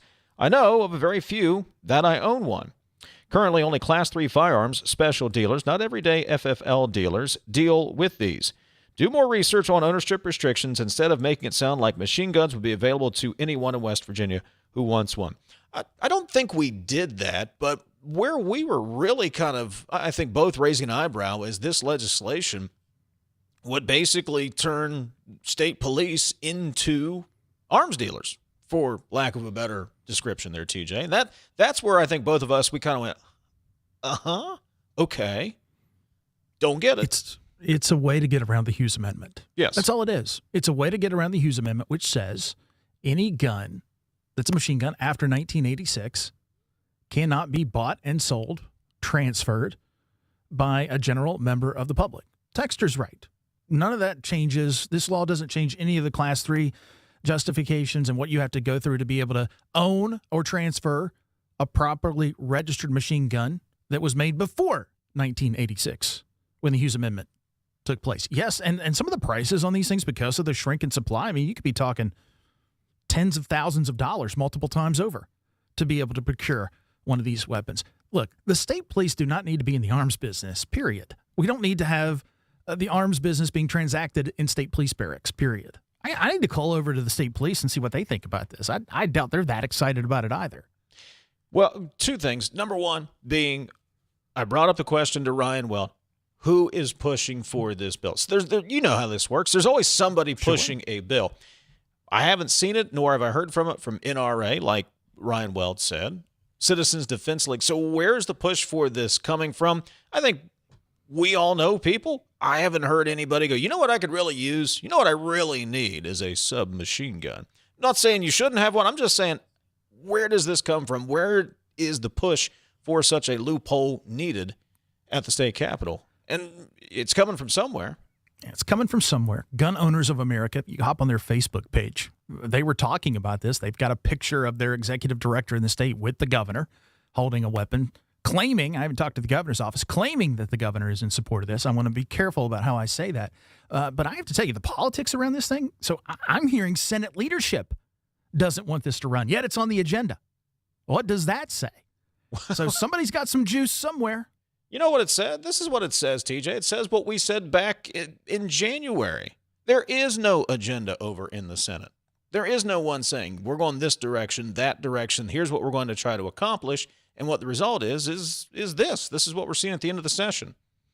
Cabaret. We're talking about cabaret, indecent exposure, and machine guns. And I would expect, with no insider information, TJ, well, with a little bit of insider information, let me take that back. If any of those bills were to get out of the Senate, remember the days when bills, they literally had to walk them across the Capitol? They may mysteriously never make it over there. Whatever the digital equivalent of that is today, I can't see those having a lot of popularity on the other side of the building right now. They're focused. I agree. I don't think it goes anywhere on the other side of the building, but the fact that it's coming out of one side is troubling enough. And look, let's say the idea wasn't troubling, the state being in the firearms business. I inferred from Weld, who is an attorney, who was a prosecutor, I am not, that it categorically goes against federal law. You can't do that just because you want to. You can't pass a law at the state level that is in direct conflict with federal law. And if you do, what happens? You're going to end up in court. That's where this thing should be in the first place. If there is a loophole to be had in the Hughes Amendment, file a suit, go to federal court, and go from there. Don't try to use a state legislature to change federal law that you don't like, because you can't do that. 304 Talk 304. Pot is against federal law, but medical legal here and recreational pot elsewhere. So what's the difference with machine guns? Pot has no Constitution coverage, but Second Amendment covers guns. It's like when the state owned all of the liquor stores. When did it become conservative for us to legalize, I can't say this, the mushrooms? You know which ones I'm talking about. Yeah. Psilocybin, something like that? Those things. Yeah. It was done by the military, and the military came out and told our legislature to pass it, and they passed it. How else can you explain our ultra-conservative caucus passing that bill, says the texter. When gas prices are an absolute ridiculous price, will that be the nail in the coffin for the people to see through Donald Trump? This is Talkline on Metro News, the voice of West Virginia. It's 11:30. Let's get a news update from the Metro News Radio Network. West Virginia Metro News. I'm Chris Lawrence. Authorities have captured a man in Morgantown wanted for a murder in the state of Michigan. 29-year-old Dion Flowers Jr. was arrested about 7:20 this morning in Morgantown, wanted for the shooting death of a man in May of last year at a home in Jackson, Michigan. 2 other suspects were taken into custody by U.S. Marshals in Ohio earlier this year. Flowers is in jail as a fugitive from justice awaiting extradition. The State House of Delegates is considering a bill to change the funding for school systems in the state. The measure would be funded in block grants of $6,100 per enrolled student, and those counties with fewer than 1,200 would get the rate regardless of enrollment. Mercer County Delegate Joe Ellington said that's about the fairest way to do it. There's no perfect formula. This is the best we felt we could come up with at the moment, trying to be as equitable as possible. The legislation would not take effect until 3 years from now. The Berkeley County Grand Jury has handed up an indictment against a former House member who is accused of making threats to a number of lawmakers. Joseph DeSoto was elected to the House from Berkeley County and charged with making those terroristic threats. Grand jury indicted him on that charge and several more. Unlicensed practice of medicine, but then the other 2 are misrepresentation of authorization to practice medicine and false indication or inducement of authorization to practice medicine. That's Berkeley County Prosecutor Joe Kinzer. You're listening to Metro News. For 40 years, the voice of West Virginia. Welcome to Biscuit Country, where joy is measured one ladle at a time. Where smiles come with a side of gravy, warming the soul. Start your morning at Tudor's Biscuit World with our super breakfast. Or dig into the Big Tater. Crispy potatoes topped with eggs and bacon, then crowned with savory gravy. And don't forget the classic, gravy over a biscuit. Welcome to Biscuit Country, where at Tudor's, you're always home. Worried about paying for college? Metro News is proud to present the 19th Annual West Virginia Scholar Program, where one high school junior in West Virginia will win a full scholarship to West Virginia Wesleyan College, including room, board, tuition, and fees. For details, go to wvmetronews.com and click the Apply Now button. Deadline is May 3rd. The 2026 West Virginia Scholar Program, presented by Greer Industries and the West Virginia Hospital Association. Go to wvmetronews.com and apply today by May 3rd. Children in southern West Virginia have a chance to experience a unique space exploration experience. The Moon to Mars exhibit is set up at the Youth Museum of Southern West Virginia in Beckley. Beckley Parks and Rec Director Leslie Baker. That's the thing about children's museums. It's kind of like backdoor education. They come in, there's bells, there's whistles, there's pulleys, there's things to climb on. And after the initial burst of energy and running from pillar to post, and they stop and they begin to really delve into the concept. From the Metro News Anchor Desk, I'm Chris Lawrence.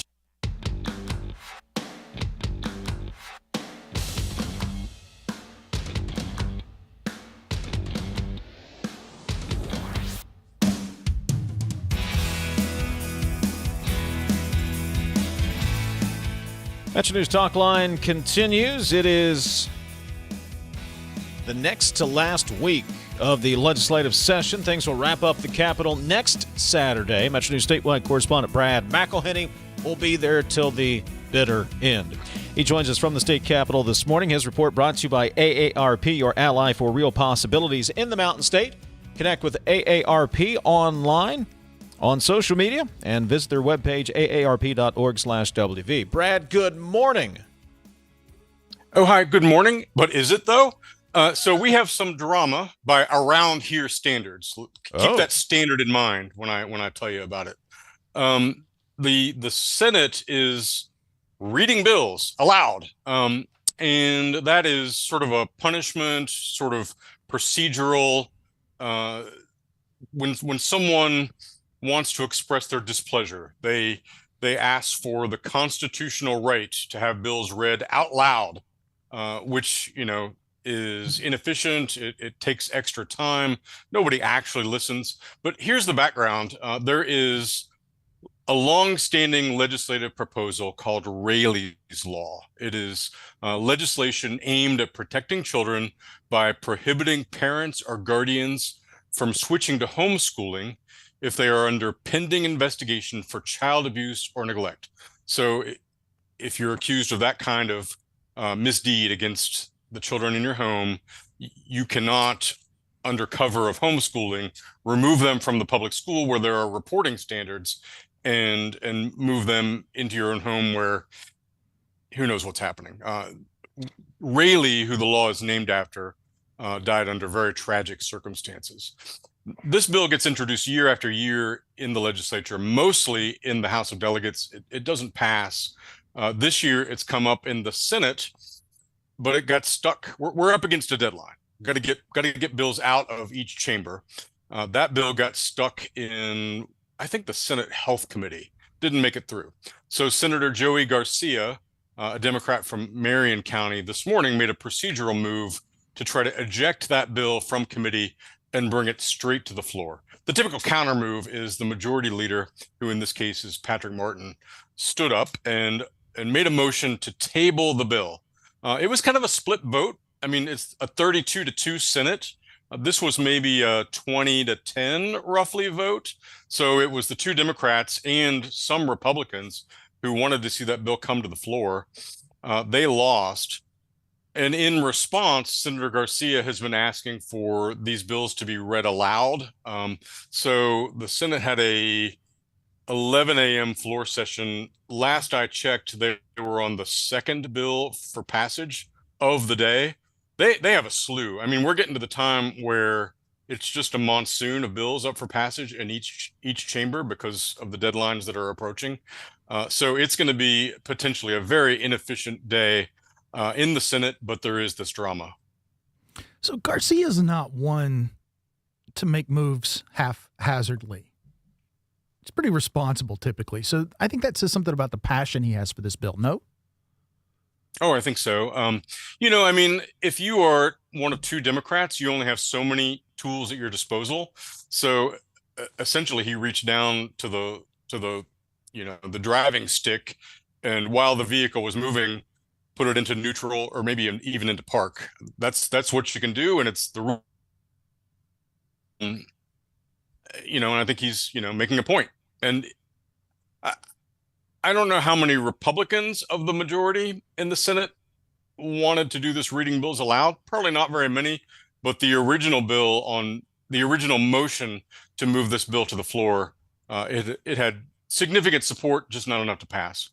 MetroNews statewide correspondent Brad McElhinny is joining us from the state capitol. What's happening on the other side of the building over in the House of Delegates this morning?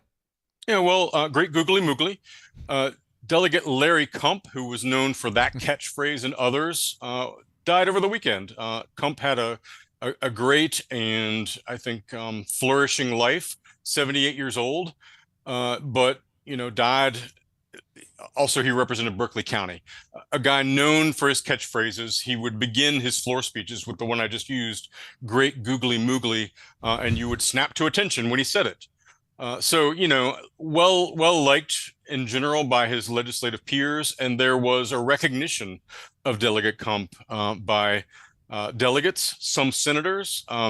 Delegate Kump often spoke publicly about his adoration for his wife Cheryl, and she was there today too. So just a very nice ceremonial beginning. His seat in the legislative chamber in the House of Delegates was draped in black, a picture of him, and also a bobblehead. I don't know where I can get a Larry Kump bobblehead, but I'm interested. And then pictures of him displayed on the House voting board when we went in. So a somber moment to begin the House floor session, a moment of appreciation, and then got down to this sort of deadline passage of bills in the House. Certainly send our condolences to the Kump family and wish them peace and fond memories during this very difficult time.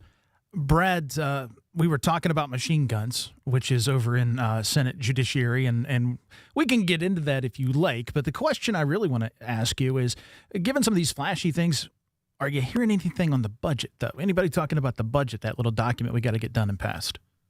So I annoy Senate. I don't think I annoy him, but I pester Senate Finance Chairman Jason Barrett when I see him. And the process is the House has passed its budget. The Senate has to receive the message. I don't actually know, friends, what happens when a message is behind the scenes and swirling from one chamber to another, but it's been 3 or 4 days.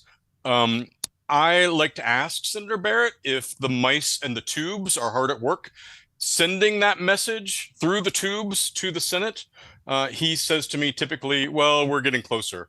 But yeah, the Senate does need, I think, to take up certainly the budget bill fairly soon.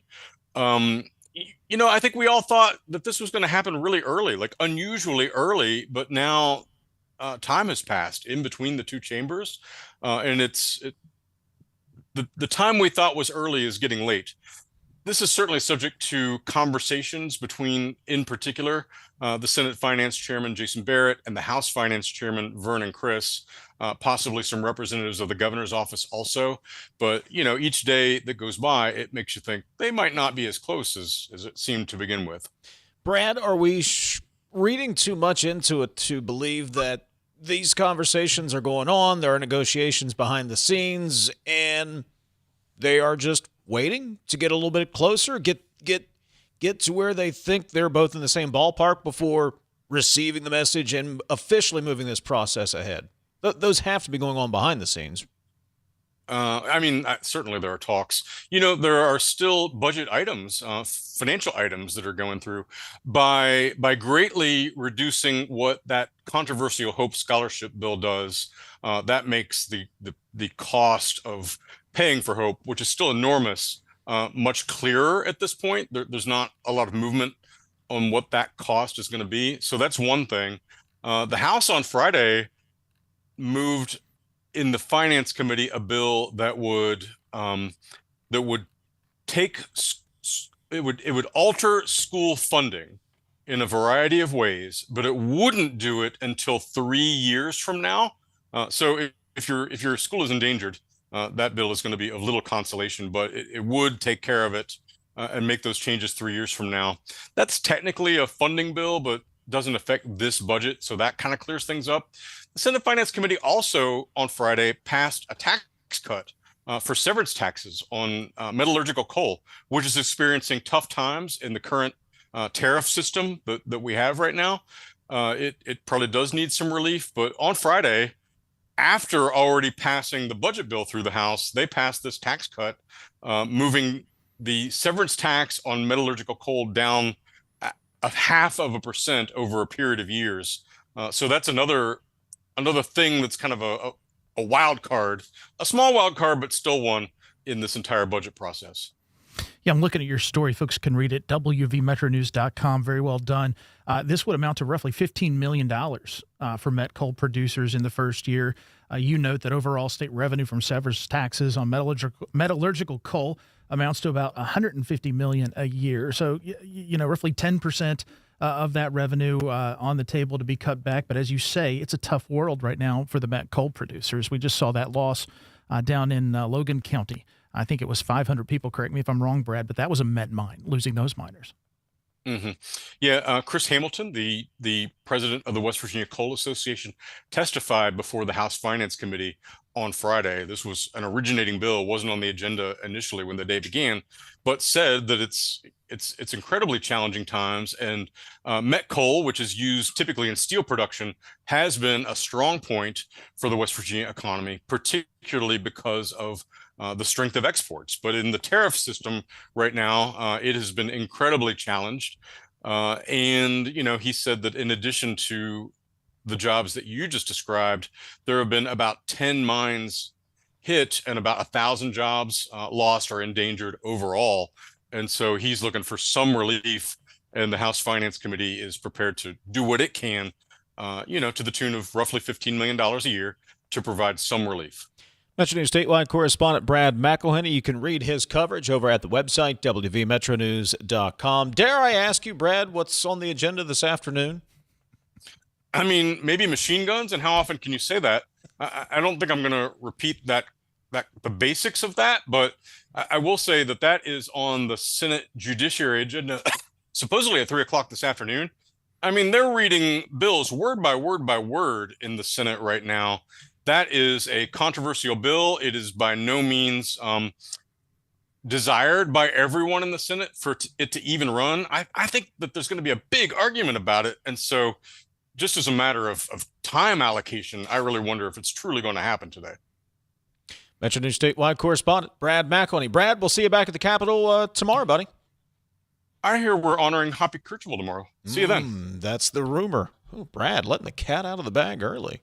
AARP is your ally for real possibilities in the Mountain State. Connect on social media at AARP West Virginia and learn more at aarp.org/WV. We'll break. We'll be back. This is Talkline from the Encova Insurance Studios. Tens of thousands of hardworking West Virginians earn their living in our state's growing natural gas industry, including thousands for Antero Resources, West Virginia's top natural gas producer. Antero's investments are boosting our local workforce and small businesses. We're proud to give back and invest locally to support West Virginia workers producing West Virginia energy.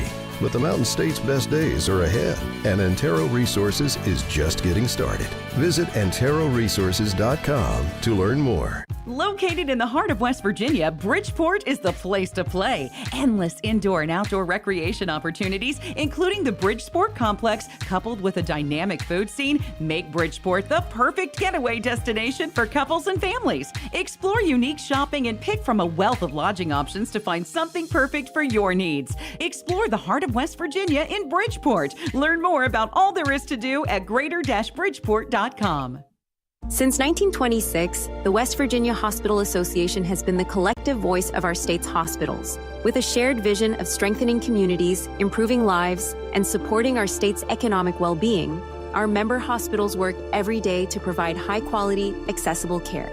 This year, we celebrate 100 years of a unified voice and our ongoing commitment to supporting our members in achieving a strong, healthy West Virginia. A message from the West Virginia Hospital Association, online at wvha.org. Coal-based generation remains the backbone of West Virginia's energy portfolio, ensuring reliability, security, and affordable electricity throughout the region. Our coal plants are engineered for performance, designed to run most efficiently at or near a 70% capacity factor. This level of operation is not arbitrary. It's based on sound engineering principles, scientific analysis, and has been formally adopted by the West Virginia Legislature as a reasonable target for optimal performance. When our coal fleet operates near that benchmark, it provides stable power to the grid, maintains cost efficiency, and supports thousands of good-paying jobs across our state. Coal generation also drives local tax revenue that sustains schools, infrastructure, and community services. Working in partnership with state leaders and the Trump administration, we're ensuring that our coal fleet remains modern, efficient, and ready to power West Virginia and beyond for decades to come. This message brought to you by the West Virginia Coal Association and Friends of Coal. At Glenville State University, we are pioneers. With over 45 undergraduate degree programs, 17 NCAA athletic teams, and countless campus organizations and activities, we're here to help you build your story while becoming a part of ours.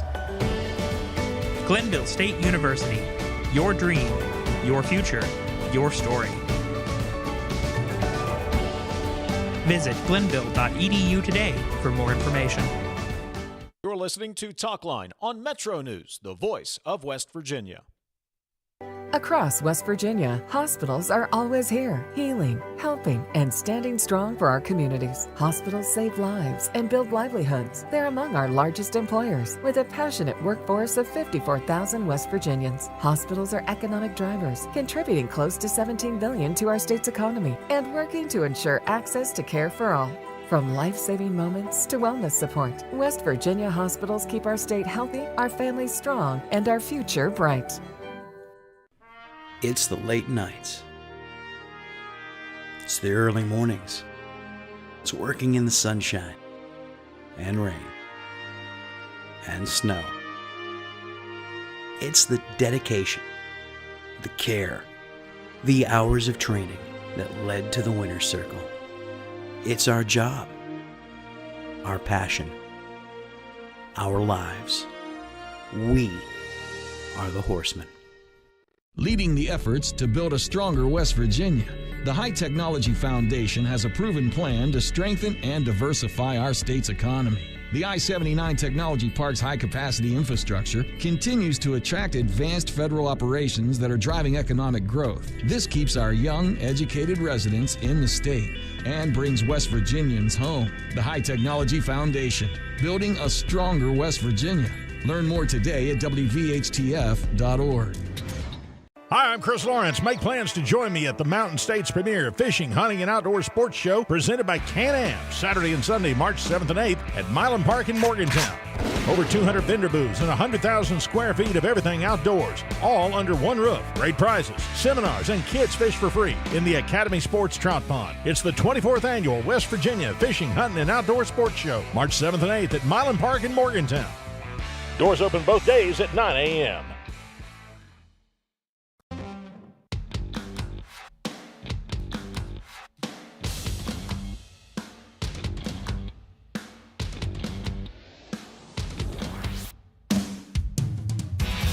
MetroNews Talkline is presented by Encova Insurance, encircling you with coverage to protect what you care about most. Visit Encova.com to learn more. 304-TALK, 304 is the text line, and 800-765-TALK is the phone number. If you have a child who's a junior in West Virginia or know someone that does, listen up. Here's your opportunity to win a full scholarship from West Virginia Wesleyan College that includes room, board, tuition, and fees. It's the 19th annual West Virginia Scholar Program presented by ZMM Architects and Engineers and the West Virginia Farm Bureau. The deadline to apply is May 3rd. Go to wvmetronews.com for details and click the Apply Now button. That's wvmetronews.com. Again, application deadline is May 3rd. Some text, 304-TALK, 304. Dave and TJ. Why would you pass a bill concerning school budgets and then say it does not take effect for 3 years? Just a question. I would like to hear your view on this. Well, one, the bill hasn't been passed yet, but two, timing is the simple answer, TJ. The budget for this year for the state is mostly already composed. They're working out the details, obviously. School budgets have already been done for the coming fiscal year. So any relief this year would have to be something supplemental. You're looking ahead. You're giving time for the state and the local school boards to prepare for a new school aid formula. That's the simple answer. I also think, even in year 2 or 3, you're going to have budget fights over this. Sure. There's a limited amount of money, and people see it differently. And the concern will be how many more school systems will be that much more up against it 3 years from now if you wait that long. That's the other part of this that we're going to have to explore. I mean, you look at the data, a number of them are already in financial dire straits. Does that number expand? Do more go, can more not make payroll? I don't know. I'm just saying the numbers don't look good. So, yeah, there you go. They were talking about, what was it, $214 million? I think it was $200 million, $214 million fiscal note on this bill. Getting it in this year would have been tough. Next year would have been just as equally as tough. But again, time and everything you said factoring into that decision. Texter says, it seems like a no-brainer to pass the Rayleigh's Law bill. Why is there opposition? Any thoughts? I have a thought. Do you have thoughts? Well, I think many folks see it as intrusive. Some of those, not all, some of those who homeschool see what they would have to do to undertake and comply with this law as being intrusive to that process.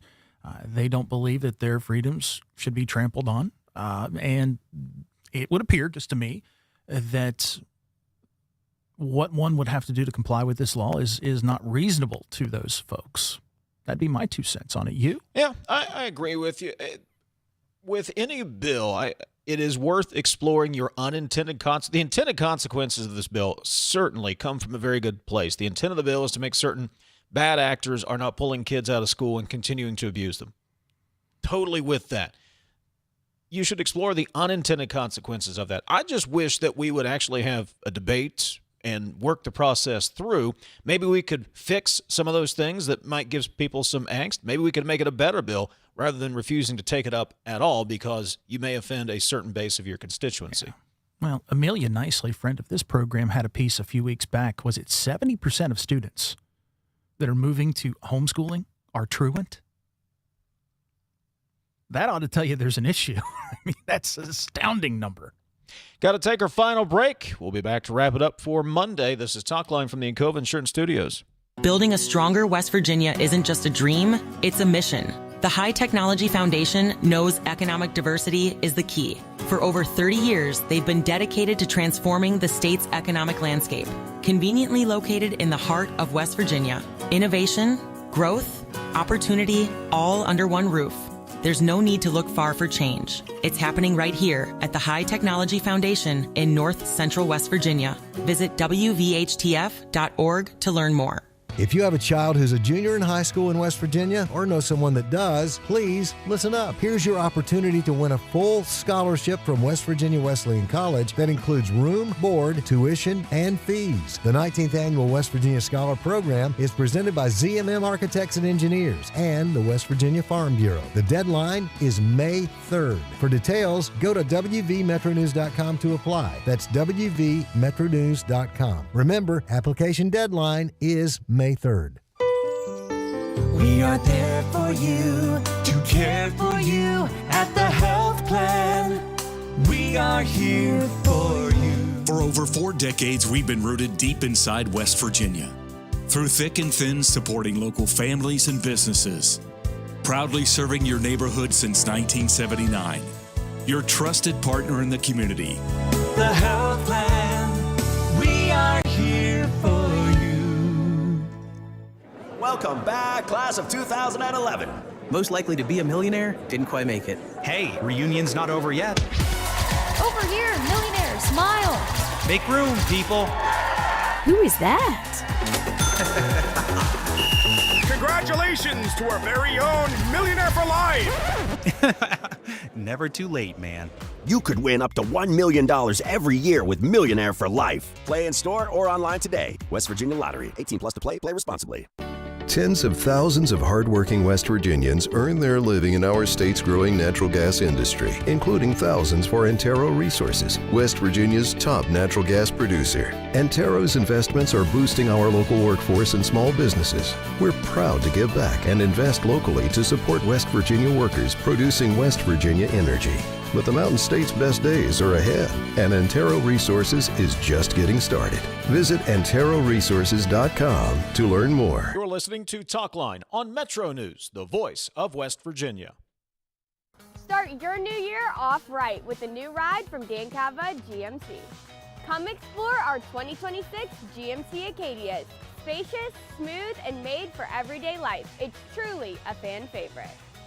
Drive into winter with a new 2026 GMC Sierra, now up to $12,000 off, or lease as low as $499 a month. So upgrade your ride this year with us at Dan Cava GMC in Bridgeport. Shop Thora. Download Metro News Television on your iPhone or Android. Search Metro News Television in your app store. Create an account today to get alerts and watch all live and archived content. Download now. Touchdown!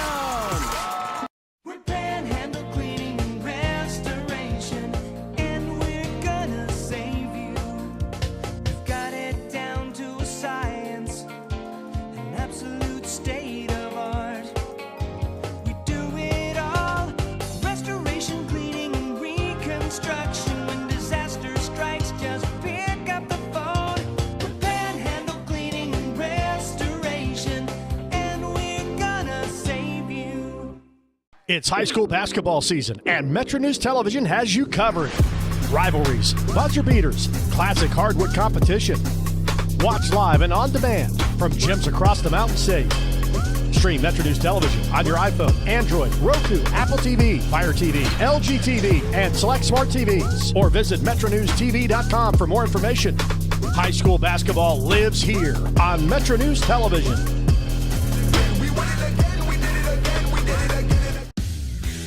You own a boat because you love spending time on the water. Choose the outboard that allows you to make the most of it. Honda Marine's legendary reliability, ease of maintenance, and powerful performance keep you going strong.